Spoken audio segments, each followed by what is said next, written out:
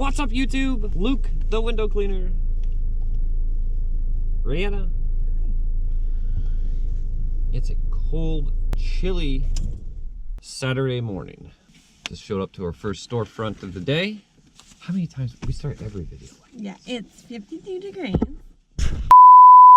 What's up, YouTube? Luke, the window cleaner. Rihanna. That was very violent. 'Tis the season for Violence and dark videos. It's 7:30 in the morning, but it's still pretty dark outside.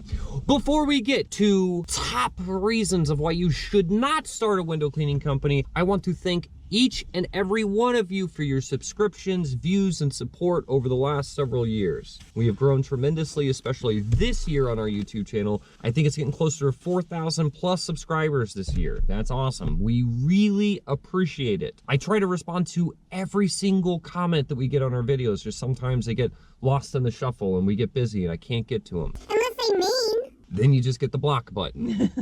We don't even respond to it. I specifically want to ask you for your help. We're trying to reach 10,000 subscribers, so please share our channel, share this video. And if you're watching and you're not already subscribed, just hit the button. That's subscribe. all we're asking for. Please do your part. Hit the subscribe button. Join the family. The family. The fam. be one of us. So, there's a lot of videos out there of why window cleaning is such a great business to get into. There's a lot of kind of cheesy websites of, oh, start a window cleaning company. It'll be awesome. You'll be rich and all of this stuff. We're going to talk today about why you shouldn't start a window cleaning company. Just things to consider when you're making the choice, like what kind of company should I start? Maybe you should consider these things too, because obviously we have a window cleaning company. We're extremely happy with it. Love it. Maybe you would be too, but just things to consider that not everyone thinks of. I just had a comment from a gentleman the other day, and it kind of made us think about this video. He said, it was like, gee, I don't understand why anyone would want to start one. I don't see any cons here. And the reason is, a lot of times when we're really busy, you don't always see the behind the scenes stuff, the really hard stuff. You hear us talk about it sometimes, but a lot of those times we're like, we don't care about filming, we gotta go. And then we're arguing or whatever it may be. I mean, it's hot, we're gonna get into it, but it's hard sometimes. We wanna talk about it. Let's get into the first most important thing to consider when starting a window cleaning company. And I think that is your area. In our opinion, the deciding factor on whether or not your company, your new window cleaning company, is going to be successful. And that is going to be the size of city that you're in, the population of that city, and the average income. If you are starting your business in a city, like a rural area, and you've got 8,000 people living in that city, and within a 50-mile, 100-mile radius, you've only got about the same type of cities, a medium to low income, and you're starting a window cleaning company there, it's going to be tough. It's going to be really hard. If we had tried to start this company in my hometown of Richmond, it would not have worked. Richmond's kind of out there in the middle of nowhere. There are people there, but there's, the towns are kind of spread out, and there's not a whole lot of money, not a whole lot of jobs in that area. So that is something you definitely have to consider, because our company would not be successful if we had started it there. And then even if you were to start it there, think about the commute. It would take you 45 minutes just to get to Independence, Missouri. You're not even in Kansas City. And then you've got another 30 to 45 minutes travel of getting to the other surrounding cities in Kansas City. So I think we're really lucky that we're centralized in a very highly populated and really high income city. We're not saying that it can't be done. Like, of course, you're going to have stores, like storefronts there that you can do. It's just depends on how big you want your company to be. If you just need it to cover, your bills and have like a comfortable lifestyle, then maybe it will be okay. But that also depends on if there's another window cleaner in that area already.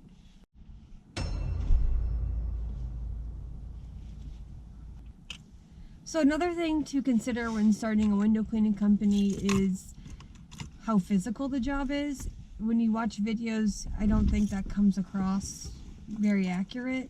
Like the other day we had this storm job. I don't even know how many storm windows, all different types of storm windows, and the lifting, the carrying, the getting the storm windows out, and the ladder work, the water fed pole work. Taking storms off from the outside on a ladder and hunkering them down. Yeah, this job is a physical job, and not only that, add working in the elements on top of it. I mean, obviously I can do it, so I'm not saying you can't do it, but it is something to consider because, like, I have pre-existing back problems, and this job doesn't make it any better. I would say that for sure. There are nights when I go home and I just have to go soak somewhere in the tub, you know, because my back is hurting so bad. And that might be technique, but really I think it's just being on my feet. I have a pinched nerve back there from before, and a disc has slid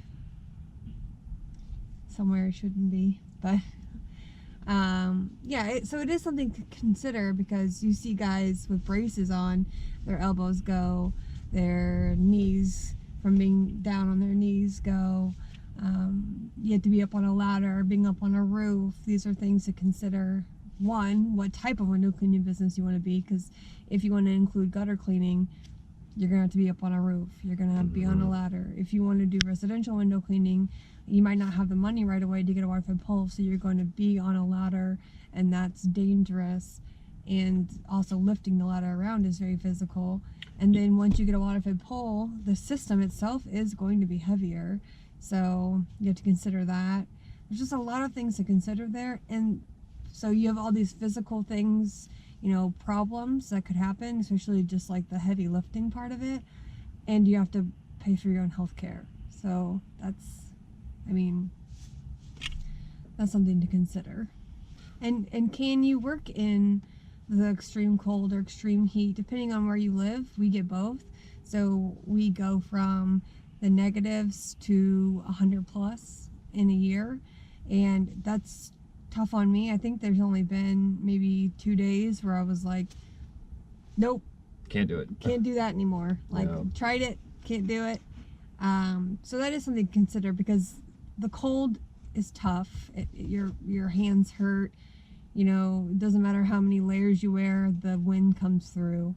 And then in the heat, you can't take all your clothes off to clean windows. So, I mean, it's just what it is. And you're hot outside, you go inside, you're hot inside. And that can really wear on your body. Humidity makes it hard to breathe. It can definitely be tough, and it's all it all depends on what kind of business you really want to have. If you want to have a residential only business, you're probably just going to battle with the heat. If you're going to do something kind of like what we do, and we do commercial and residential, obviously our storefronts don't stop just because it gets cold. So yes, you're going to be out there, but it can make it really, really tough. Some folks don't think about that, or you see these videos, you're like, I can do that. It's sometimes a different story when it's 6 a.m. to 6 at night being in 10-degree weather. Sometimes it's a different story. So there have been times when we've just been like, we can't do it anymore. Can't take it anymore. You know, you've done it for days, you're tired, and it's the wind chills and the negatives, and you're just like, I just can't today. So if you're not a person that can take the physical aspect of the job or working in the elements, it's definitely not going to be for you.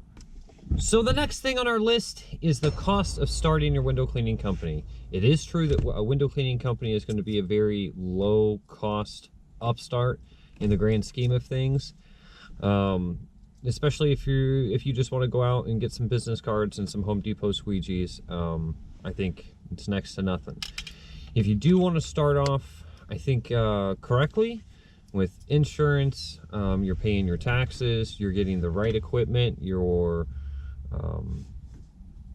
company shirts, invoices, a CRM, all of this, it can be rather costly. But you don't have to do all of that, I would strongly suggest at least bare minimum starting off with insurance, of course paying your taxes, and for us that's having an accountant. I think an accountant is well worth the money. But I know some guys that have, you know, they enjoy numbers and they have some accounting background, so they do it themselves, which is awesome. And make sure you're not chinsing on the equipment. I really don't suggest going to Lowe's and Home Depot and getting your stuff there, because it's, in the long run, it's a waste of money. It really is, because you're going to get the equipment and you're going to find out it's not working like you thought it would, and You'll just outgrow it quickly, real fast. Especially watching these types of videos. Well, I mean, when you're watching Steve-O or the Window Cleanse or whoever on YouTube, you're gonna be like, man, you're not gonna be able to help but to think, are they getting those results partly due to the tools that they're using? And before you know it, you're gonna be, those tools are gonna be shelved and you're gonna be buying more stuff. So save your money, purchase good tools. This is just kind of a side note. It kind of ties in the last thing I was saying, but in the beginning, everybody always puts so much emphasis on technique and tools when you first start your window cleaning company. Technique and tools should slowly but surely become your least priority, really. It's going to be the easiest thing to master, and I think it's fair to say that almost anybody can learn how to clean a window. I mean, honestly. Now, some guys like pulls and blades, or my wife Rihanna, it's just going to be awesome, and they just really get it. I think you're awesome. For the most part. But running a business, not everyone's going to be able to figure out how to do that, and how to do that efficiently. That's the most important thing, is just being efficient. And the reason this ties really back into what I was saying is little things like having the foresight of seeing that, you know what, I need to get a good CRM now, because if I'm wanting to grow a company and streamline things, this is a worthwhile purchase. If my company is going to grow to these epic proportions, maybe I shouldn't chintz on the accounting. You see what I'm saying? So, and these are mistakes that I made personally. If you look back at my early videos, you don't need a CRM, get Google Calendar and Google Docs. There's nothing wrong with building up to that point. I preach some of these things because I've learned from my own mistakes, and it's just worthwhile investments in the beginning, for sure. And definitely, like, the part of business that it's not my strong suit, is one, any type of like clerical work. I'm not great with computers. And secondly would be talking to people, because you're going to talk to a lot of people. And if you are shy or have anxiety about that type of thing, like I do, it is a hard time. Really hard time. On days I have to go out and sell, I dread it. Like, it is bad. And so that's not my forte. If you're uncomfortable talking to people, how are you going to sell yourself? You're not going to do it very well. I can tell you that from firsthand experience. Sales growth will be the lifeblood of your company. If you cannot go out and sell new jobs or keep that phone ringing, however you do it, or if you don't have the money for the EDDM, or you don't have the time for the door hangers, your company most likely will fail. And that is so important. And, you know, myself included, again, I did that. I got to a point where it became very stagnant. And if you're not adding on, people are always going to drop you. People are always going to stop using your services. And when they do, if you don't have 1 to 5 to 10 times the amount of business coming in, guess what? You're just dropping off in sales. It's not being replaced, and your business is slowly but surely dying. So you have to do that, and you have to be motivated to do it. It sounds so easy. Even right now talking about it, it's like, yeah, we're gonna go do it. It's so difficult sometimes, because there's a lot of trial and error. There can be a lot of money involved sometimes. Hearing no can be very disheartening. Oh man. I think face-to-face sales, in-person sales, that's the hardest. But the cheapest. The cheapest. And also I'd say you probably have the highest success rate in doing that as well. So I think we find that 9 times out of 10, new guys starting window cleaning companies always go for storefronts, which I totally get it. And I think that's a good idea. You get a lot of practice on big, nice panes of glass. It is easier work typically than residential, and it's residual income. But the problem is to make a decent profit off of storefronts, you're talking massive bulk. You have to have tons of storefronts, guys. And to do that, everyone's always asking, how do you get them? How do you get them? How do you get them? You have to go talk to them. You have to. That's the best way we've ever found to get new storefront customers. Cold calling, even mailers and door hangers, it's not going to work nearly as well as going out and talking to folks. And something else in the business that you have to do is create a website. Create a website, get a Google listing, and those things are tough if you're going to do them by yourself. Cheaper, but definitely tougher. You have to rank well in your area. You have to put ads out in your area that do well. And it's just, there's so many different things in this business that if this, I don't know. I personally would not be able to start a window cleaning company by myself. That's why I'm really grateful that Luke already had the seed, and then I just came and helped it grow. Tremendously. But all of this stuff, I couldn't do it. I'm not the type of person who could do that. I guess if there's any conclusion to the business segment of this, is that I think I've learned through a lot of trial and error, it's better to not be cheap and to pay for a professional or professional tools in the long run. It absolutely is. We have paid that price so many times. And to where we've got to a point of where if we want to do something, okay, let's hire a professional in that field to do it. Because you're always trying to be a jack of all trades, and then everything kind of gets chinced a little bit. The website gets pretty good. You don't know because you're not. If you're a website specialist, then why are you cleaning windows? So you're probably not a website specialist. Are you an accounting specialist? Are you a window cleaning specialist? Are you a marketing guru? It's like you can't be a professional in all of these things. And it's good to know a little bit about everything, but hire professionals. Don't be cheap. So the last reason why you might think twice about starting a window cleaning company, you're on your phone. When you get off of this video, just Google window cleaning near me and see all the companies that pull up. And then that's not all of them, because not every window cleaning company has a Google listing. So this is a really saturated market, in our opinion. There are countless numbers of window cleaning companies in Kansas City. It's like that all over. I think in Kansas City alone, there's over 170 registered window cleaning companies. That's what I heard. I think. And so that's not all of them either, because there are plenty of guys that go out and just do it. Hey, give me $20, I'll clean your store. And so not only does that mean that there's not a big of a need for window cleaners, but that also drives the price down because everyone's competing with everyone. So that is something to consider. It will definitely come back to the canvassing as well.